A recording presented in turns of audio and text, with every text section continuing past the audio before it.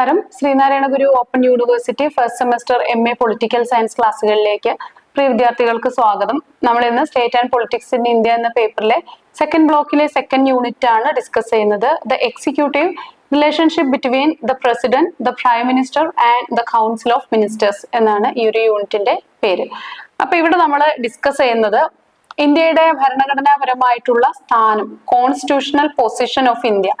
ഇന്ത്യയില് രാഷ്ട്രപതി രാജ്യത്തിന്റെ പരമോന്നത ഭരണാധികാരിയും അതുപോലെ ടൈറ്റുലർ ഹെഡും ഭരണഘടനാപരമായിട്ടുള്ള തലവനുമാണെന്ന് നമുക്ക് അറിയാവുന്ന കാര്യമാണ്.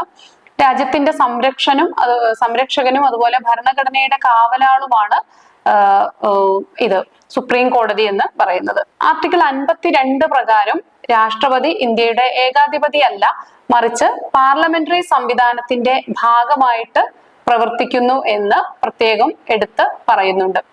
പാർലമെന്റിന്റെ ഭാഗമായിട്ടാണ് ആർട്ടിക്കിൾ 79 പ്രകാരം രാഷ്ട്രപതിയുടെ സ്ഥാനം. പക്ഷെ ഇദ്ദേഹത്തിന് ലോക്സഭയിലോ രാജ്യസഭയിലോ വോട്ടവകാശം ഉള്ളയാളല്ല പ്രസിഡന്റ്.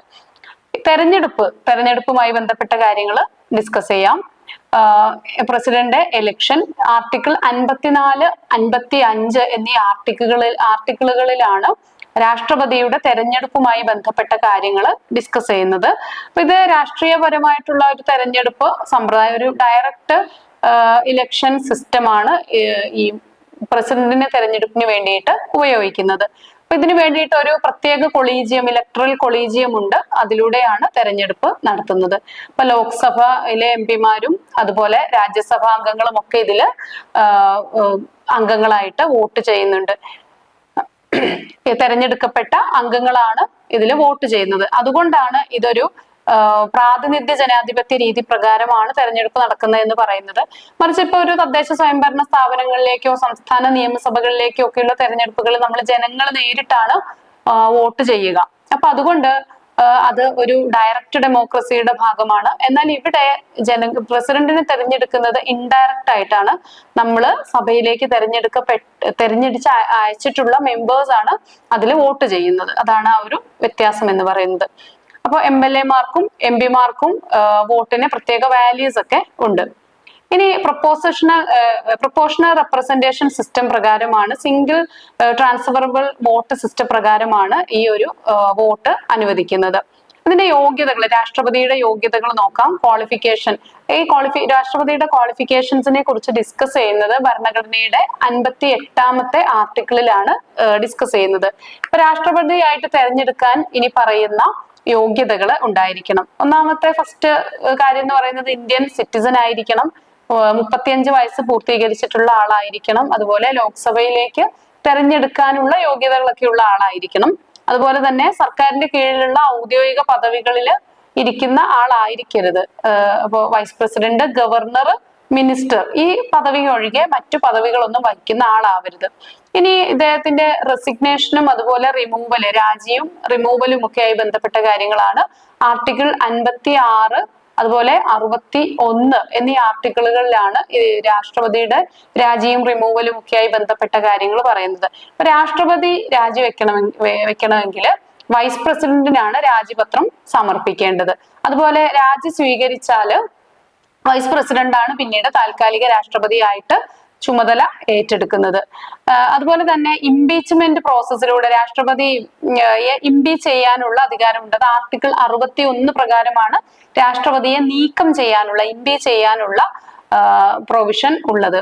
അപ്പൊ തൽസ്ഥാനത്ത് നിന്ന് രാഷ്ട്രപതിയെ നീക്കം ചെയ്യാനുള്ള ഒരേ ഒരു മാർഗം ഇംപീച്ച്മെന്റ് പ്രക്രിയയാണ്. അപ്പൊ ഈ പ്രക്രിയ രാഷ്ട്രീയപരമായിട്ടുള്ള ഒരു പ്രക്രിയ അല്ല, മറിച്ച് എന്താണ്, ഇത് കംപ്ലീറ്റ്ലി ഒരു ലീഗൽ പ്രൊസീജിയർ ആണ് ഇവിടെ നിലനിൽക്കുന്നത്. ഇനി എന്തിനാണ് നമ്മൾ രാഷ്ട്രപതിയെ റിമൂവ് ചെയ്യുന്നത്? ഇപ്പൊ മൂല്യാധിഷ്ഠിതമായ എന്തെങ്കിലുമൊക്കെ ലംഘനങ്ങൾ, വയലേഷൻ ഓഫ് കോൺസ്റ്റിറ്റ്യൂഷന് വിരുദ്ധമായിട്ട് രാഷ്ട്രപതി പ്രവർത്തിച്ചതായിട്ട് തെളിഞ്ഞാലാണ് രാഷ്ട്രപതിയെ തൽസ്ഥാനത്ത് നിന്ന് ഇംപീച്ച് ചെയ്യാനുള്ള അവകാശമുള്ളത്. ഇപ്പൊ ലോക്സഭയും രാജ്യസഭയിൽ നിന്നും 2/3 ഭൂരിപക്ഷത്തോട് കൂടിയിട്ട് വേണം ഈ ഒരു ഇംപീച്ച്മെന്റ് പ്രക്രിയ നടപ്പിലാക്കാൻ. ഇനി നമുക്ക് രാഷ്ട്രപതിയുടെ അധികാരങ്ങളും ഉത്തരവാദിത്തങ്ങളും ഒക്കെ എന്താണെന്ന് നോക്കാം. ഒന്നാമത്തേത് എക്സിക്യൂട്ടീവ് അധികാരങ്ങളാണ്. എക്സിക്യൂട്ടീവ് അധികാരങ്ങൾ പ്രധാനമന്ത്രിയെയും മറ്റു മന്ത്രിമാരെയും ഒക്കെ നിയമിക്കുന്നു, സംസ്ഥാന ഗവർണർമാരെ നിയമിക്കുന്നു, അതുപോലെ IAS, IPS, IFS ഉദ്യോഗസ്ഥരെയൊക്കെ നിയമിക്കുന്നു. അപ്പൊ ഇങ്ങനെയുള്ള പ്രധാനപ്പെട്ട നിയമനങ്ങളൊക്കെ നടത്തുന്നത് ആരാണ്? അത് പ്രസിഡന്റ് ആണ്. ആർട്ടിക്കിൾ 77 പ്രകാരം എല്ലാ എക്സിക്യൂട്ടീവ് ആക്ഷൻസിനും രാഷ്ട്രപതിയുടെ പേരിലാണ് നടക്കുന്നത്. ഇന്ത്യയിലെ എല്ലാ എക്സിക്യൂട്ടീവ് ആക്ഷൻസും നടക്കുന്നത് രാഷ്ട്രപതിയുടെ പേരിലാണ്. അത് ഫൈനലൈസ് ചെയ്യുന്നത് രാഷ്ട്രപതി ഒപ്പിടുന്നതോടു കൂടിയാണെന്ന് അർത്ഥം. ഇനി നിയമനിർമ്മാണ അധികാരങ്ങൾ, അതിന്റെ ലെജിസ്ലേറ്റീവ് പവേഴ്സ് ആണ്. പാർലമെന്റിന്റെ ഒരു അവിഭാജ്യ ഘടകമാണ് രാഷ്ട്രപതി. ലോക്സഭയും രാജ്യസഭയും അതുപോലെ തന്നെ രാഷ്ട്രപതിയും കൂടി ചേരുമ്പോഴാണ് പാർലമെന്റ് രൂപപ്പെടുന്നത്. അപ്പൊ രാജ്യസഭയിലേക്ക് 12 അംഗങ്ങളെ നാമനിർദ്ദേശം ചെയ്യാനുള്ള അധികാരം ഇദ്ദേഹത്തിനുണ്ട്. അതുപോലെ അന്താരാഷ്ട്ര ഉടമ്പടികൾക്ക് അംഗീകാരം നൽകുന്നത് രാഷ്ട്രപതിയാണ്.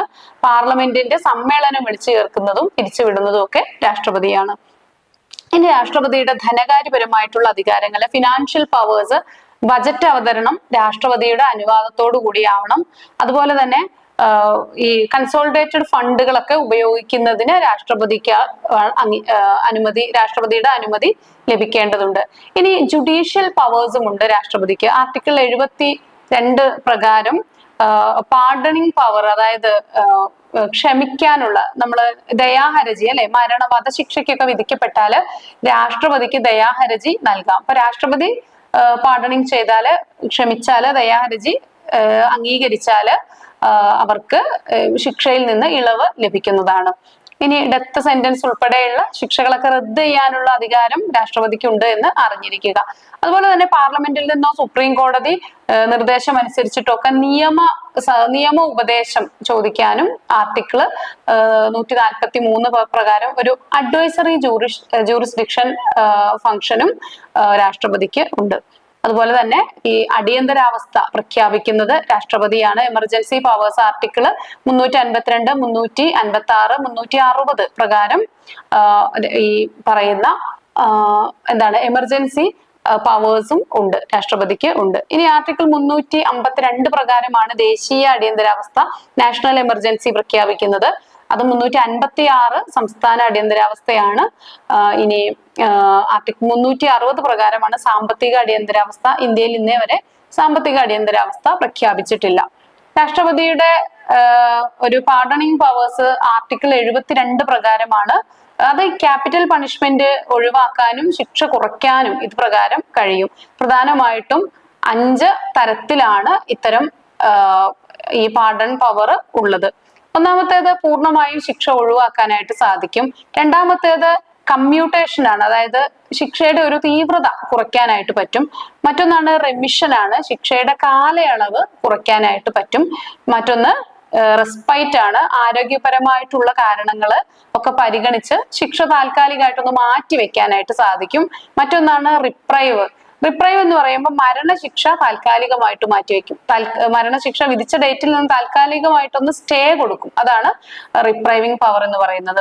ഇനി ഇന്ത്യയുടെ ഉപരാഷ്ട്രപതി, വൈസ് പ്രസിഡന്റ്, ഇത് ഈ പദവിയുടെ വ്യാഖ്യാനവും ഭരണഘടനാപരമായിട്ടുള്ള സ്ഥാനവും ഒക്കെ എന്താണെന്ന് നോക്കാം.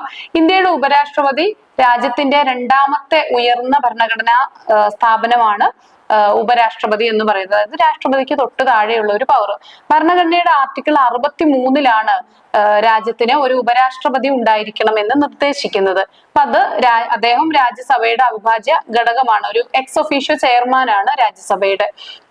രാഷ്ട്രപതിക്ക് അസാധ്യമായ സാഹചര്യങ്ങൾ രാഷ്ട്രപതിയുടെ ചുമതല, അല്ലെങ്കിൽ രാഷ്ട്രപതി ഇല്ലാത്ത സാഹചര്യത്തിൽ, രാഷ്ട്രപതിയുടെ അഭാവത്തിൽ രാഷ്ട്രപതിയുടെ ചുമതലകളൊക്കെ നിർവഹിക്കുന്നത് ഉപരാഷ്ട്രപതിയാണ്.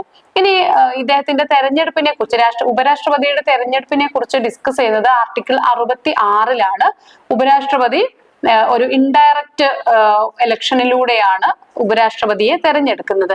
ലോക്സഭയുടെയും രാജ്യസഭയിലെയും അംഗങ്ങൾ ചേർന്നിട്ടാണ് ഉപരാഷ്ട്രപതിയെയും തെരഞ്ഞെടുക്കുന്നത്. ഇനി നമുക്ക് ഇതിൽ ഡിസ്കസ് ചെയ്യാനുള്ളത് ഉപരാഷ്ട്രപതിയുടെ ക്വാളിഫിക്കേഷൻസിനെ കുറിച്ചാണ്. ഒരു വ്യക്തിക്ക് ഉപരാഷ്ട്രപതി ആവാൻ വേണ്ട ക്വാളിഫിക്കേഷൻസ് എന്തൊക്കെയാണെന്ന് നോക്കാം. ഇത് നമ്മൾ രാഷ്ട്രപതിയുടെ കേസിൽ ഡിസ്കസ് ചെയ്ത പോലെ തന്നെ ഒരു ഇന്ത്യൻ പൗരനായിരിക്കണം, 35 വയസ്സ് പൂർത്തിയായിരിക്കണം. അതുപോലെ തന്നെ രാജ്യസഭയിലേക്ക് തെരഞ്ഞെടുക്കുന്നതിനുള്ള യോഗ്യതകൾ നേടിയിരിക്കണം. അതുപോലെ തന്നെ സർക്കാരിന്റെ കീഴിലുള്ള മറ്റ് ഔദ്യോഗിക പദവികളൊന്നും വഹിക്കുന്ന ആളാവരുത്. കൂടാതെ ഇദ്ദേഹത്തിന്റെ കാലാവധി അതുപോലെ രാജിയും ഇംപീച്ച്മെന്റും നീക്കം ചെയ്യലുമായി ബന്ധപ്പെട്ട കാര്യങ്ങളെ കുറിച്ചൊക്കെ 67, 68 എന്നീ ആർട്ടിക്കിളുകളിലാണ് ഡിസ്കസ് ചെയ്യപ്പെടുന്നത് നമ്മുടെ ഭരണഘടനയിൽ. ഉപരാഷ്ട്രപതിയുടെ കാലാവധി 5 വർഷമാണ്. 5 വർഷത്തേക്കാണ് ഉപരാഷ്ട്രപതിയെ തെരഞ്ഞെടുക്കുന്നത്. അതുപോലെ തന്നെ വീണ്ടും മത്സരിക്കാനുള്ള അവകാശവും ഉപരാഷ്ട്രപതിക്ക് ഉണ്ട്. രാജി നൽകണമെങ്കിൽ അത് രാഷ്ട്രപതിക്കാണ് കൊടുക്കുന്നത്. അപ്പൊ നമ്മൾ ശ്രദ്ധിക്കേണ്ട കാര്യം, രാഷ്ട്രപതി ഉപരാഷ്ട്രപതിക്കും, ഉപരാഷ്ട്രപതി രാഷ്ട്രപതിക്കുമാണ് രാജിക്കത്ത് സമർപ്പിക്കുന്നത്. അതുപോലെ ഇംപീച്ച് ചെയ്യുന്നതിന് നമ്മൾ മുൻപേ പറഞ്ഞതുപോലെ തന്നെയുള്ള രാഷ്ട്രപതിയെ ഇംപീച്ച് ചെയ്യുന്നതിനുള്ള എല്ലാ പ്രൊവിഷൻസും ഉണ്ട് ഇതിന്, ഇംപീച്ച്മെന്റ് ചെയ്യുന്നതിന്. ഇനി ഉപരാഷ്ട്രപതിയെ നീക്കം ചെയ്യാൻ രാജ്യസഭയിൽ ഒരു സ്പെഷ്യൽ റെസൊല്യൂഷൻ പാസ്സാകണം. തുടർന്ന് ലോക്സഭയിൽ അതിന് അംഗീകാരം ലഭിക്കുകയും വേണം.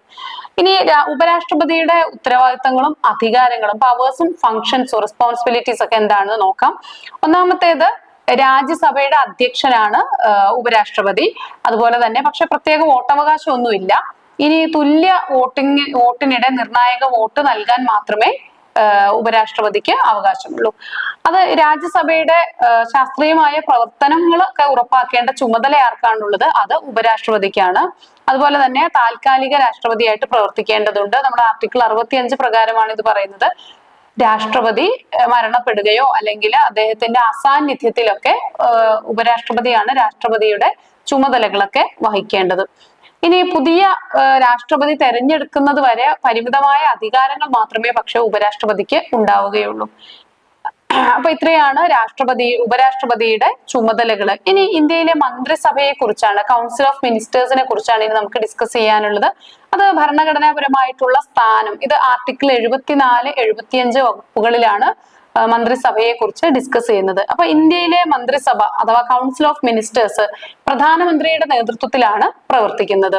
ആർട്ടിക്കിൾ 74 പ്രകാരം രാഷ്ട്രപതിക്ക് സഹായവും ഉപദേശവും ഒക്കെ നൽകാനായിട്ട് ഒരു മന്ത്രിസഭ ഉണ്ടായിരിക്കണം. അപ്പോൾ നമ്മൾ നോമിനൽ ഹെഡ് രാഷ്ട്രപതിയാണെന്ന് നമുക്കറിയാം. പക്ഷെ ഈ മന്ത്രിസഭയാണ് ജനങ്ങളെ നേരിട്ട് തെരഞ്ഞെടുക്കുന്ന, അല്ലെങ്കിൽ ജനങ്ങളുമായിട്ട് കണക്ട് ചെയ്യുന്നത് മന്ത്രിസഭ. അപ്പൊ പവേഴ്സ്, യഥാർത്ഥത്തിലുള്ള പവേഴ്സ് ഒക്കെ കൈയാളുന്നത് മന്ത്രിസഭയും പ്രധാനമന്ത്രിയുമാണ്. പക്ഷെ രാഷ്ട്രപതി എന്താണ്? തത്വത്തില് രാഷ്ട്രപതി ഒരു നോമിനൽ ഹെഡ് ആണെന്ന് മാത്രം. രാഷ്ട്രപതി എല്ലാ കാര്യങ്ങളിലും പ്രധാനമന്ത്രിയുടെയും മന്ത്രിസഭയുടെ ഒക്കെ ഉപദേശവും നിർദ്ദേശവും ഒക്കെ അനുസരിച്ച് മാത്രമേ പ്രവർത്തിക്കാനുള്ള അധികാരം രാഷ്ട്രപതിക്കുള്ളൂ. അപ്പൊ ആർട്ടിക്കിൾ 75 പ്രകാരം പ്രധാനമന്ത്രിയെ രാഷ്ട്രപതിയാണ് നിയമിക്കുന്നത്. അതുപോലെ തന്നെ പ്രധാനമന്ത്രിയുടെ ശുപാർശ പ്രകാരം രാഷ്ട്രപതി മറ്റു മന്ത്രിമാരെയും നിയമിക്കും. അപ്പൊ ഒരു തുല്യരിൽ പ്രമുഖൻ, അതാണ് നമ്മുടെ പ്രധാനമന്ത്രി എന്ന് പറയുന്നത്.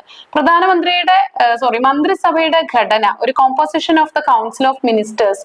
ഭരണഘടനയിൽ മന്ത്രിസഭയെ പ്രധാനമായിട്ടും 3 തലത്തിലാണ്, 3 ടയേഴ്സ് ആയിട്ടാണ് മന്ത്രിസഭയെ കുറിച്ചുള്ള ഡിസ്കഷൻസ് വരുന്നത്. ഒന്നാമത്തേത് ക്യാബിനറ്റ് മിനിസ്റ്റേഴ്സ് ആണ്. സർക്കാരിന്റെ നിർണായക തീരുമാനങ്ങളൊക്കെ എടുക്കുന്നത് ക്യാബിനറ്റ് മിനിസ്റ്റേഴ്സ് ആണ്. അതുപോലെ പ്രധാനപ്പെട്ട മന്ത്രാലയങ്ങൾ, ഇപ്പൊ ഫിനാൻസ്, ഡിഫൻസ്, അതുപോലെ തന്നെ ഹോം അഫയേഴ്സുമായിട്ട് ബന്ധപ്പെട്ട കാര്യങ്ങൾ, പിന്നെ എക്സ്റ്റേണൽ അഫയേഴ്സുമായിട്ട് ബന്ധപ്പെട്ട കാര്യങ്ങൾ, ഇങ്ങനെയുള്ള വകുപ്പുകളൊക്കെ കൈകാര്യം ചെയ്യുന്നത് ഈ ക്യാബിനറ്റ് മിനിസ്റ്റേഴ്സ് ആയിരിക്കും. ഇനി ക്യാബിനറ്റ് മീറ്റിംഗിലൊക്കെ പങ്കെടുക്കുന്നത് ഈ ക്യാബിനറ്റ് മിനിസ്റ്റേഴ്സ് ആണ്. ഇനി അതുപോലെ തന്നെ സ്വതന്ത്ര ചുമതലയുള്ള സഹമന്ത്രിമാരാണ് ministers of state independent charge. അതിൽ ക്യാബിനറ്റ് മീറ്റിംഗിൽ ഇവർക്ക് സ്ഥിരമായിട്ട് പങ്കെടുക്കാൻ സാധിക്കില്ല. ഇനി മന്ത്രി തലവന്റെ മേൽനോട്ടത്തില് മറ്റു ചുമതലപ്പെട്ട വകുപ്പുകളുടെ മേൽനോട്ടം വഹിക്കാൻ മാത്രമേ അവകാശമുള്ളൂ. ഇനി സഹമന്ത്രിമാര് ക്യാബിനറ്റ് മന്ത്രിമാരുടെ കീഴിലാണ് പ്രവർത്തിക്കുന്നത്. പ്രധാനപ്പെട്ട മന്ത്രിമാരെയൊക്കെ സഹായിക്കുന്നതിനുള്ള റോളാണ് ഈ സഹമന്ത്രിമാർക്ക് ഉള്ളത്. ഇനി ഈ മന്ത്രിമാരുടെ നിയമനം, അതുപോലെ കാലാവധി, അവരുടെ നീക്കം ചെയ്യൽ, ഇതുമായി ബന്ധപ്പെട്ട കാര്യങ്ങളും ആർട്ടിക്കിൾ 75 ഡിസ്കസ് ചെയ്യുന്നത്. പ്രധാനമന്ത്രിയെ രാഷ്ട്രപതിയാണ് നിയമിക്കുന്നത്. തുടർന്ന് ഈ പ്രധാനമന്ത്രിയുടെ ശുപാർശ പ്രകാരമാണ് രാഷ്ട്രപതി മറ്റ് മന്ത്രിമാരെ നിയമിക്കുന്നത്. ഇവരുടെ കാലാവധി എന്ന് പറയുന്നത് 5 വർഷ കാലാവധിയാണ്. എന്നാ പക്ഷെ അഥവാ ലോക്സഭയ്ക്കൊക്കെ ഭൂരിപക്ഷം നഷ്ടപ്പെടുന്ന സാഹചര്യമൊക്കെ വന്നാൽ മന്ത്രിസഭ താഴെ വീഴുകയും ചെയ്യും. ഇനി മന്ത്രിമാർക്ക് രാജിവെക്കാൻ താല്പര്യമുള്ള പക്ഷം പ്രധാനമന്ത്രിക്ക് രാജിപത്രം നൽകാനായിട്ട് സാധിക്കും. മന്ത്രിസഭയെ നീക്കം ചെയ്യാന് പാർലമെന്റില് അവിശ്വാസ പ്രമേയം, നോൺ കോൺഫിഡൻസ് മോഷൻ പാസ്സാക്കണം. ഇനി മന്ത്രിസഭയുടെ ഉത്തരവാദിത്തങ്ങൾ എന്തൊക്കെയാണെന്ന് നോക്കാം. റെസ്പോൺസിബിലിറ്റീസ്. ഒന്നാമത്തേത് ഒരു കളക്റ്റീവ് റെസ്പോൺസിബിലിറ്റി ആണ് മന്ത്രിസഭയ്ക്കുള്ളത് എന്ന് ആർട്ടിക്കിൾ 75-ലെ 3 ഭാഗത്തിലാണ് ആർട്ടിക്കിളിലാണ് ഡിസ്കസ് ചെയ്യുന്നത്, പറയുന്നത്. ഇനി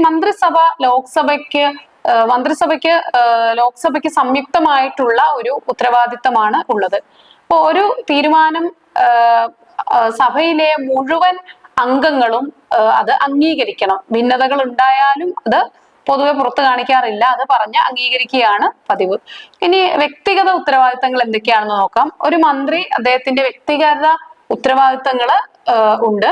രാഷ്ട്രപതിക്ക് മന്ത്രിയെ പിരിച്ചുവിടാനുള്ള അധികാരമുണ്ട്. എന്നാൽ പ്രധാനമന്ത്രിയുടെ ശുപാർശയോടുകൂടി മാത്രമേ ഒരു മന്ത്രിയെ പിരിച്ചുവിടാനായിട്ട് രാഷ്ട്രപതിക്ക് സാധിക്കുകയുള്ളൂ. അതുപോലെ അഡ്വൈസറി റെസ്പോൺസിബിലിറ്റീസ് ഉണ്ട്. അതായത് രാഷ്ട്രപതിയെ പല വിഷയങ്ങളിൽ ഉപദേശിക്കുന്നത് മന്ത്രിമാരും പ്രധാനമന്ത്രിയും മറ്റു മന്ത്രിമാരും ഒക്കെയാണ്. ഇനി പ്രധാനമന്ത്രിയുടെ പൊസിഷൻ എന്ന് പറയുന്നത് ആർട്ടിക്കിൾ 78-ലാണ് അതിൽ ഡിസ്കസ് ചെയ്യുന്നത്. പ്രധാനമന്ത്രി ആണ് മന്ത്രിസഭയുടെ തലവൻ. ആർട്ടിക്കിൾ 78 പ്രകാരം പ്രധാനമന്ത്രി രാഷ്ട്രപതിയുമായിട്ടുള്ള ബന്ധം നിലനിർത്തണമെന്ന് അനുശാസിക്കുന്നുണ്ട്. അതുപോലെ തന്നെ മന്ത്രിസഭയുടെ ചുമതലകളെയും പ്രവർത്തനങ്ങളെയും ഒക്കെ ഏകോപിപ്പിക്കുന്നത് പ്രധാനമന്ത്രിയാണ്. അപ്പോൾ ഇത്രയാണ് നമുക്ക് ഈ ഒരു ഭാഗത്ത് ഡിസ്കസ് ചെയ്യാനുള്ളത്. Thank you.